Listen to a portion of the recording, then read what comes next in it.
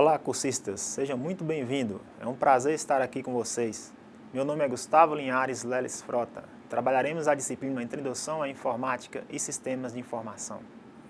Peço que em nossas aulas vocês estejam munidos de papel e caneta para quando surgir alguma dúvida, vocês anotarem e depois apostarem no nosso Fórum Tira Dúvidas. Já aproveitando a oportunidade para dizer que vai haver um Fórum Tira Dúvidas para cada uma de nossas aulas. Então postem as dúvidas no fórum pertinente à aula. E para que tenhamos um bom resultado, será necessária a dedicação de vocês nos estudos e atividades de sala de aula. Mas também é muito importante que vocês leiam toda a apostila. Vamos começar? Nessa disciplina, você conhecerá a organização básica de um computador e terá as noções iniciais sobre a informática que serão essenciais no decorrer do seu curso, visto que é uma disciplina introdutória, sendo, portanto, oferecida no primeiro semestre. Não serão necessários conhecimentos prévios acerca dos assuntos aqui abordados. O objetivo dessa videoaula é auxiliá-lo no estudo da disciplina Introdução à Informática, por meio de dicas e sugestões que destacam os pontos mais importantes a serem estudados. Aqui você encontrará conceitos com os quais trabalharemos ao longo de todo o curso, e que não dispensa a utilização de outros recursos didáticos que fazem parte da bibliografia sugerida. Em geral, para ser bem-sucedido nesse curso, é importante que se façam os exercícios e se estudem regularmente, evitando-se dessa forma o acúmulo de conteúdo. Por falar nisso, acumular conteúdo deve ser evitado em qualquer processo educacional, pois compromete o aprendizado do aluno e torna o ato de estudar monótono e enfadonho. Deve ser ainda mais evitado em AD, pois a organização do tempo se torna essencial para o sucesso de qualquer empreitada. Então, se você puder tornar o seu aprendizado uma viagem divertida por um universo novo e rico em possibilidades, por que não fazê-lo? Assim, desejo a você muito sucesso e empenho nessa etapa que se inicia. Prezado aluno, começaremos a nossa primeira aula com uma visão geral sobre a função primordial dos computadores, que é transformar dados em informações úteis para nós, seres humanos. A despeito de quão diferentes são as formas através das quais os computadores realizam essa tarefa, o ciclo entrada, processamento, saída está presente em todas as abordagens. Entender como esse ciclo acontece e conhecer os dispositivos participantes do processo são objetivos que esperamos que você alcance ao final da disciplina, quando você deverá comprovar seus conhecimentos realizando os exercícios propostos. Dados versus informação. Com o crescimento das atividades do homem em vários setores da vida e com o aumento do fluxo de informações, surge cada vez mais a necessidade de organizar tais informações de forma prática, rápida e segura. Houve um tempo em que arquivos como pastas suspensas eram bastante utilizados e muito úteis para armazenamento de informações.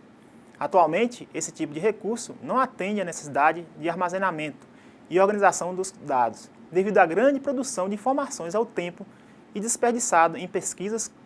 Essas formas de armazenamento, então, começou a surgir a necessidade do uso de alguns dispositivos que permitissem o armazenamento desses dados de forma eletrônica.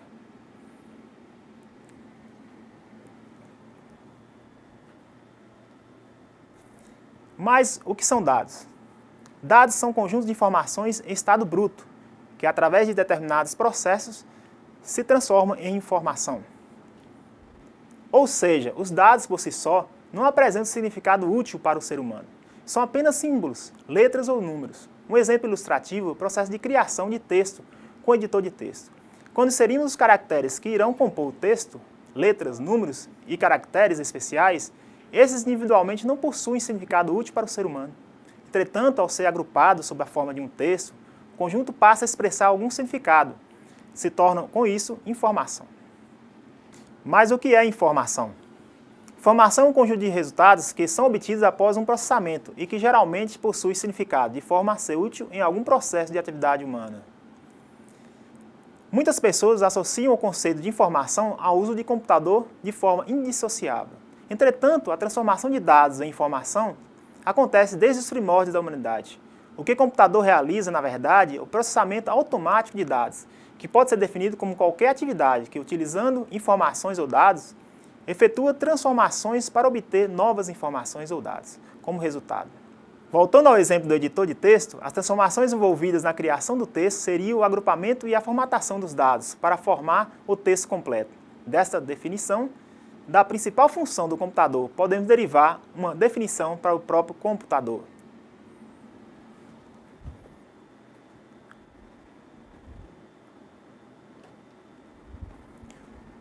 O computador é uma ferramenta que permite a realização de processamento automático ou eletrônico de dados visando a criação de informação. Os computadores vêm ocupando espaço, estão cada vez mais presentes, até mesmo em lugares antes inimagináveis. No cinema, por exemplo, os filmes são projetados com auxílio de computadores. Em uma farmácia, por menor que seja, sempre existe um computador para registrar os produtos e preços. Tudo isso sem falar nas grandes empresas, bancos, supermercados, escolas, hospitais, enfim, onde a utilização desses equipamentos for útil. E em quantas partes se divide um computador? Bom, podemos considerar duas formas de divisão. Uma é a divisão externa, que é visível para qualquer pessoa, outra é a divisão interna, onde estão os componentes em sua arquitetura, que permitem que ele realize processamento automático de dados. Por ora, vamos conhecer a organização externa dos computadores, que se encontra na figura.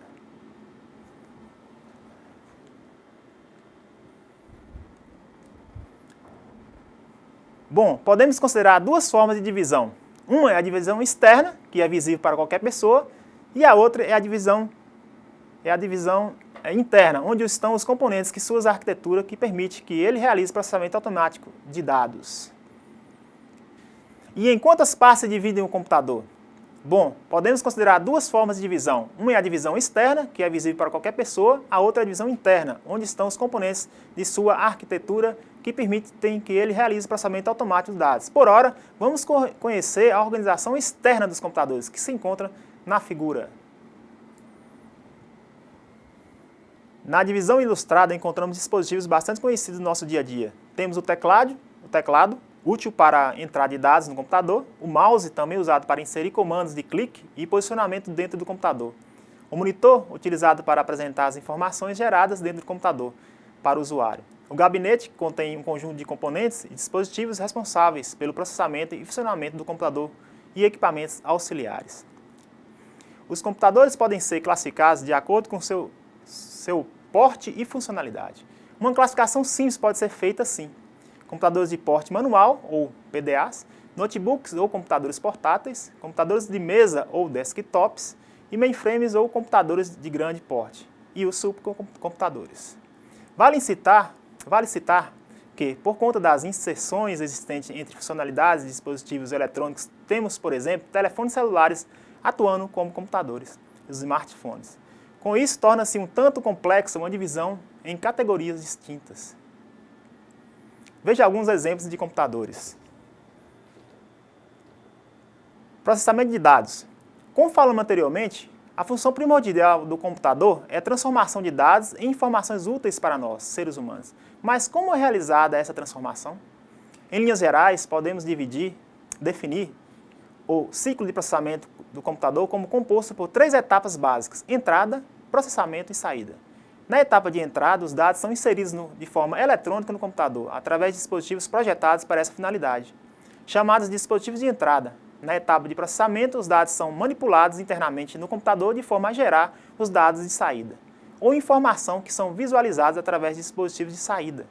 Caso estas informações geradas sejam relevantes para o uso posterior do usuário, elas podem ser armazenadas em dispositivos de armazenamento.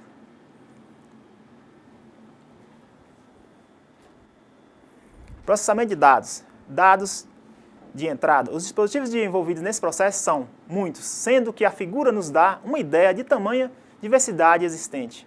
As próximas sessões abordarão cada uma das classes de dispositivos envolvidos no processo.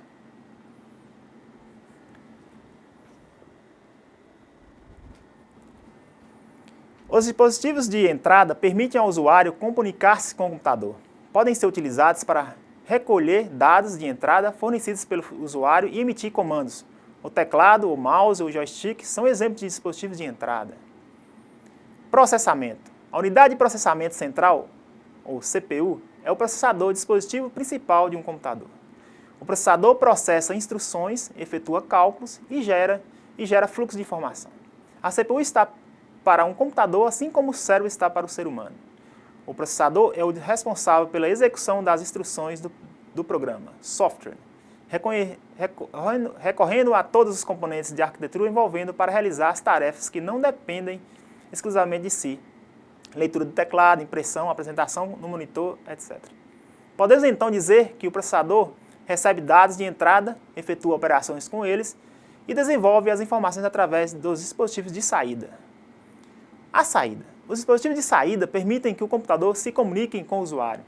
Eles convertem informações eletrônicas produzidas pelos programas instalados no computador em forma inteligível pelo homem, com o fim de serem apresentados aos usuários finais. Ainda que seja possível receber informações dos computadores em uma multiplicidade de formas, os monitores de vídeo e impressoras são as formas mais comuns da saída de dados dos computadores. O armazenamento. Um dispositivo de armazenamento é usado para guardar informações para o uso posterior. Dessa forma, esses dispositivos podem ser usados tanto para a leitura de arquivos quanto para a sua gravação. Um dos principais dispositivos de armazenamento é o disco rígido, ou HD, pois armazena todos os programas de dados que ficam gravados no computador após seu desligamento. Além disso, são dispositivos de armazenamento o disquete, CDs, DVDs, pendrives e etc.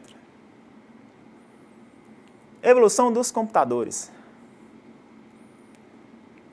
Prezado aluno, agora que você já entende a função primordial de um computador e consegue visualizar como o processo de uso acontece em linhas gerais, é hora de entender como o computador chegou até a sua forma atual. Agora você conhecerá as principais invenções que participaram dessa evolução e como elas se complementaram em um processo contínuo de desenvolvimento. Ao final, os objetivos que você deve atingir são entender a importância das invenções históricas para a criação dos computadores, o impacto que essas transformações tiveram em nossa sociedade atual. Bom estudo. Gerações de computadores. Vamos iniciar com a geração 0. Desde os primórdios da humanidade, o ser humano vem buscando criar uma série de auxílios para ajudá-los em suas necessidades de cálculo e resolução de problemas. Os homens primitivos não tinham necessidade de contar, pois o que necessitavam para a sua sobrevivência era retirado da própria natureza. A necessidade de contar começou com o desenvolvimento das atividades humanas, quando o homem foi deixando de ser pescador e coletor de alimentos para fixar-se no solo. O homem começou a plantar, produzir alimentos, construir casas, proteções e fortificações, e passou a domesticar animais, usando os mesmos para obter lã e leite, tornando-se criador de animais domésticos, que o trouxe profundas modificações na vida humana. As primeiras formas de agricultura que se tem notícia foram criadas há cerca de 10 mil anos na região de hoje denominada Oriente Médio. A agricultura passou então a exigir o conhecimento do tempo, das estações do ano, das fases da lua. Assim começaram a surgir as primeiras formas de calendário. No pastoreio, o pastor usava várias formas para controlar o seu rebanho. Pela manhã, ele soltava os seus carneiros e analisava, ao final da tarde, se algum tinha sido roubado, fugido, se perdido no rebanho, ou se havia sido acrescentado um novo carneiro no rebanho. Assim, eles tinham uma correspondência 1 a 1, onde cada carneiro correspondia a uma pedrinha que era armazenada em um saco. No caso das pedrinhas, cada animal que saía para o pasto da manhã correspondia a uma pedra que era guardada em saco de couro. No final do dia, quando os animais voltavam do pasto, era feita a correspondência inversa, onde para cada animal que retornava era retirada uma pedra do saco. Se no final do dia sobrasse alguma pedra, é porque faltava algum dos animais, e se algum fosse acrescentado ao rebanho, era só acrescentar mais uma pedra. A palavra que usamos hoje, cálculo, é derivada da palavra latina calculus, que significa pedra pequena. A correspondência unidade e unidade não era feita somente com pedras, mas eram usados também nós em cordas, marcadas nas paredes, telhas e ossos, desenho nas cavernas e outros tipos de marcação. Devido às limitações mentais dos homens primitivos, eles necessitavam, com o tempo, criar uma série de auxílios para ajudá-los. Em sua crescente necessidade de calcular, uma das ferramentas mais antigas já criadas para ajudar o homem a calcular foi o ábaco.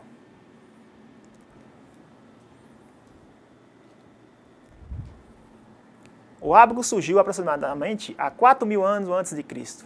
Em sua versão original, ele era formado por uma placa de argila, onde se escreviam algarismos que auxiliavam nos cálculos. Após aproximadamente cerca de 200 anos antes de Cristo, o ábaco era constituído por uma moldura retangular de madeira com varetas paralelas e pedras deslizantes. Um dos ábacos mais populares foi desenvolvido na China, foi chamado de Suanpan, e era usado para adições e subtrações. Em 1642, um francês de 18 anos de nome Blaise Pascal inventou a primeira máquina de somar, a Pascalina, que executava operações aritméticas quando se giravam os discos interligados. Essa máquina foi precursora da calculadora mecânica.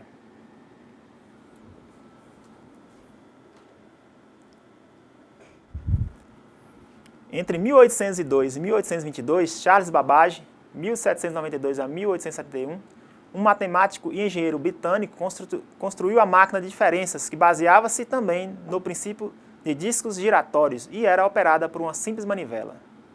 Babbage é considerado o precursor dos modernos computadores eletrônicos digitais. Em 1833, Babbage projetou uma máquina bastante aperfeiçoada, que chamou a máquina de analítica. A máquina analítica poderia ser programada para calcular várias funções diferentes. Era constituída de unidade de controle de memória aritmética e de entrada e de saída. Com a chegada da Segunda Guerra Mundial, houve a necessidade de se projetar máquinas capazes de executar cálculos balísticos com rapidez e precisão, para serem utilizados na indústria bélica. Dessa forma, houve um grande impulso no desenvolvimento dos computadores e surgiram os primeiros sistemas híbridos eletrônica-mecânicos. Com isso surgiu em 1944 o primeiro computador eletromecânico, o Mark I, construído na Universidade de Harvard pela equipe do professor Aiken, com a ajuda financeira da IBM, que investiu $500 mil no projeto.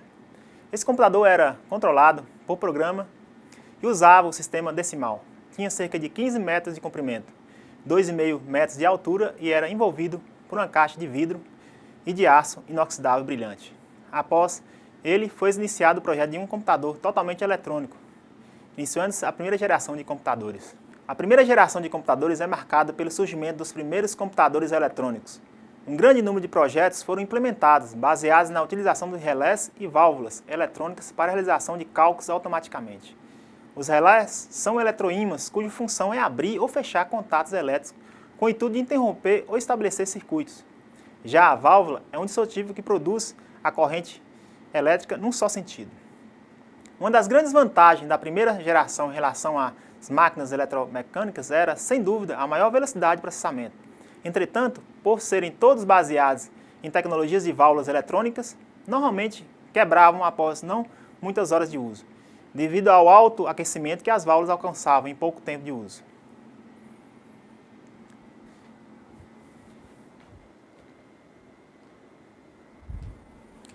O primeiro computador digital eletrônico de grande escala foi o ENIAC.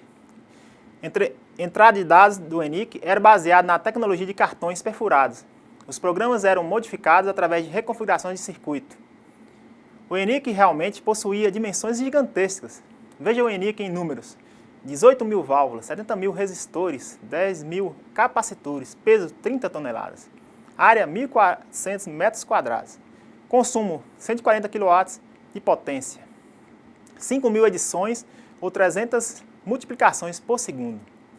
Pode parecer estranho e até engraçado que máquinas tão grandes e ineficientes como o ENIAC e o EDSAC fossem o que havia de melhor naquela época. Entretanto, é preciso entender que elas eram o que tinha de melhor na tecnologia existente poderia construir. Como não existia nada mais avançado na época, elas eram consideradas o topo da evolução tecnológica humana. Você pode não ter pensado nisso, mas daqui talvez 60, 70 anos, os computadores serão totalmente diferentes dos que temos agora. Além de muito mais rápidos e econômicos, provavelmente alguém daquela época olhará para um velho computador de mesa encostado em um canto e ficará imaginando como o computador daqueles pode ter sido que havia de melhor no mundo na época passada. Segunda geração. A segunda geração foi marcada por computadores transitorizados, ou seja, que usavam um componente eletrônico chamado transistor. Este componente apresentava um consumo e aquecimento muito menores que as válvulas, além de serem mais confiáveis, por conta de também possuir dimensões menores.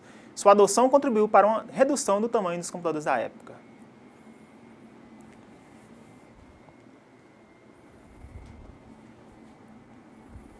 Em 1952 foi criado o UNIVAC, computador automático universal, destinado ao uso comercial, máquina eletrônica de programa armazenado, que recebia instruções de uma fita magnética de alta velocidade ao invés de cartões perfurados. O UNIVAC foi utilizado para prever o resultado de uma eleição presidencial. Terceira geração. Em 1958 a 1959 foi criado o projeto de desenvolvimento do primeiro circuito integrado. O circuito integrado é um conjunto de transistores ou outros componentes eletrônicos miniaturizados e montados numa única pastilha de silício. A tecnologia dos circuitos integrados, que permitiu a substituição de dezenas de transistores numa única peça de silício, viabilizou o surgimento dos computadores de menores dimensões, mais rápidos e menos caros. Em 1960, a IBM lança a IBM 360, cuja série marcou uma nova tendência na construção de computadores com o uso do circuito integrado. Os computadores dessa série eram mais poderosos e baratos e aceitavam uma grande variedade de periféricos, tornando-se com isso um enorme sucesso comercial. A era dos computadores e das interfaces gráficas. Agora iremos ver as interfaces gráficas. Em 1964, no Novo México, foi construído um microcomputador chamado Altair 8800. Esse microcomputador, construído com base no processador Intel, o 8080, descendente do processador Intel 8008, tornou-se um grande sucesso, marcando o início de uma indústria multimilionária. Nessa época, dois estudantes, Bill Gates e Paul Allen, criaram o primeiro software para microcomputador, uma adaptação do BASIC, ou código de instruções simbólicas, para todos os propósitos dos principais, para o Altair. Anos mais tarde, Gates e Allen fundaram a Microsoft, uma das mais bem-sucedidas companhias de software para microcomputadores.